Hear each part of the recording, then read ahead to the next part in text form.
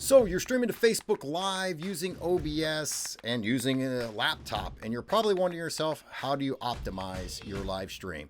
Well, then that means this video is for you. Stay tuned. Hi, I'm Walt with Live Streaming Tech, and today we're going to talk about laptops, and not just about laptops, but also about streaming to Facebook Live using OBS. Now, here's the thing. We know all laptops aren't created equal, and they sure aren't equal when it comes to desktop PCs. So you're going to be limited as far as horsepower goes when it comes to your hardware and what you are able to live stream to Facebook Live. That doesn't necessarily mean you can't game. It's just you're not going to be able to game, say, playing Rainbow Six Siege with all the graphics cranked on it, and you're using a laptop that has an i5 and a non-dedicated GPU. So let's go ahead and let's talk over some things here, or what I would like to call my 5 tips if you're using a laptop and you're streaming to Facebook Live using OBS.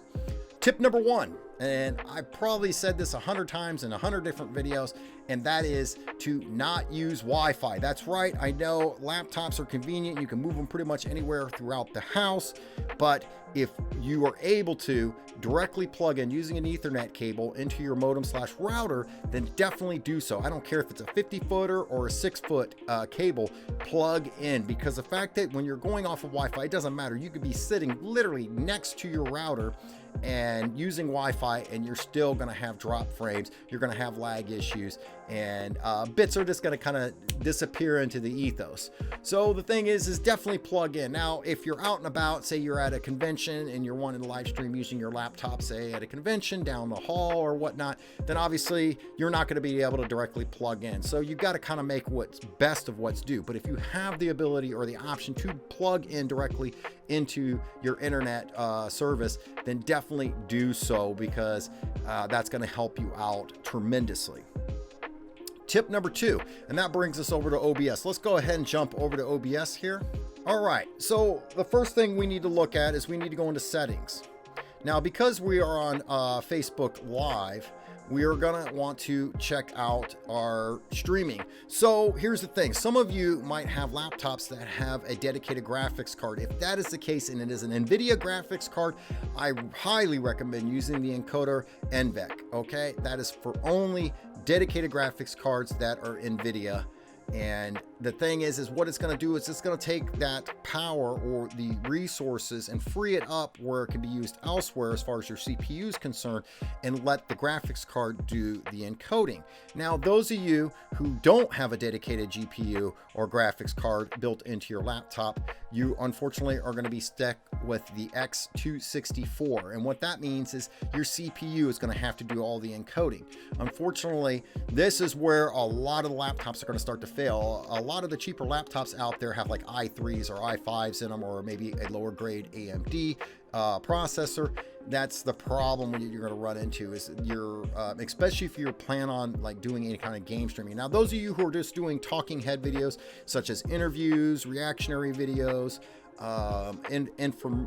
information type streams where you're providing information to the viewer, you're not going to run into this problem per se. But as a gamer, you're running the CPU, and it's doing the encoding, and it's also trying to run the game at the same time. This is going to tax your system, and it's going to end up making your stream kind of look trashy. Now, that's not saying that it's not possible. It's just you're going to have to turn down a lot of the graphics. You're going to have to turn off some of those features that are found in these games, or play games that are less resource hog or resource friendly, I should say. So the next thing we want to check is we want to check the bit rate. So this goes without saying, whether you're using the encoder X264 or the NVEC for NVIDIA graphics cards, you want to make sure that bit rate is set to where it is going to be fully optimized. So that goes without saying that you say you have an upload speed of 100 megabits per second. That is going to be optimal regardless of whether you're using PC desktop or a laptop. But the problem is you also have to remember, the more bit rate that you use, that means the more information that you are going to be sending upstream at a faster pace. So you're going to tax the resources. So usually what I would recommend is setting it to 4,000 kilobits per second. Start out with that, saying that your internet service provider allows you for that. And you can check that by opening a browser and doing an internet speed test. Do it multiple times a day, and also do it right before you go live streaming to make sure that you have that upload speed. So say for instance, I have a 4 megabits per second upload. That means I have a 4,000 kilobits per second upload. Now, here's the thing, just because it allows for it doesn't mean I should. You always want a little bit of overhead. You want a little bit of wiggle room. So say I only had 4 megabits per second, I might want to set it to 3,000 or 3,500 to give myself that little bit of wiggle room there towards the top.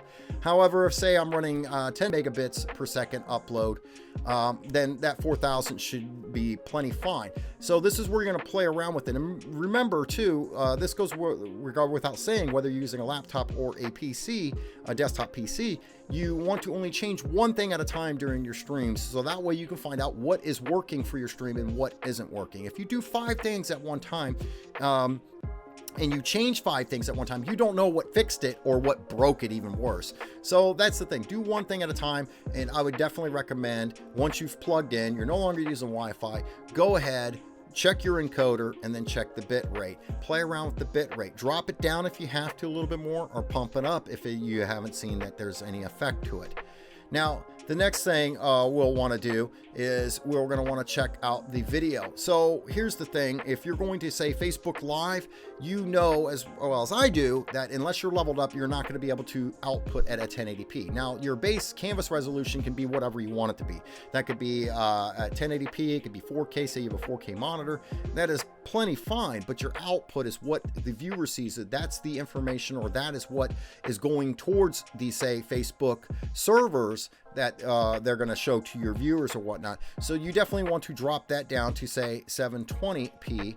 And I would even recommend this even if you're leveled up and you're using a laptop, to definitely drop that down to 720p. Now, that's not going to make it look horrible and like complete trash, but here's the thing we have to take in consideration. Facebook is way behind when it comes to live streaming. Nowhere close to touching Twitch, and probably not even halfway to touching what you can do on YouTube. So just remember that just because you're tweaking all these different things doesn't necessarily mean you're going to totally 100% get rid of the potato quality that Facebook is giving you when it comes to live streaming. And I know a lot of people, even with PC rigs that have leveled up and have that option to be able to stream at 1080p, they are also opting to do that 720p. Because here's the thing, if your content is good and you are engaging as a live streamer, your viewers are going to care. They're going to care less whether you're streaming in 720 or 1080. Only people that aren't worth a darn are going to be the ones that, you know, snicker and snide and leave comments to, oh, you're not in 1080p. Never mind them. They're there just to basically cause trouble. Ignore them and move on. Because optimally what you're looking for is you're looking to have the best stream looking possible. And if that's better to drop it down to 720 versus the 1080, then go ahead and do so. The other thing that you're definitely going to want to look at is, once again, we're talking hardware. Look at your hardware that your laptop is providing you. And if you know other fellow streamers that are possibly using laptops themselves, or say PC rigs, ask them what type of processor. Matter of fact, if you go on like say Twitch or even YouTube, a lot of times they will have that in their information of what rig they're using, what type of hardware they have. So you can kind of base that off of there. So for instance, somebody's using say a desktop PC or whatever, and they're using like an i5 processor, and maybe they have a dedicated graphics card or maybe they don't. Here's the thing, ask them questions, ask what they are doing differently that you're doing, and kind of try to mimic theirs to get you up to that level. And obviously if their stream looks like trash, then don't ask them any of that information, you know, move on.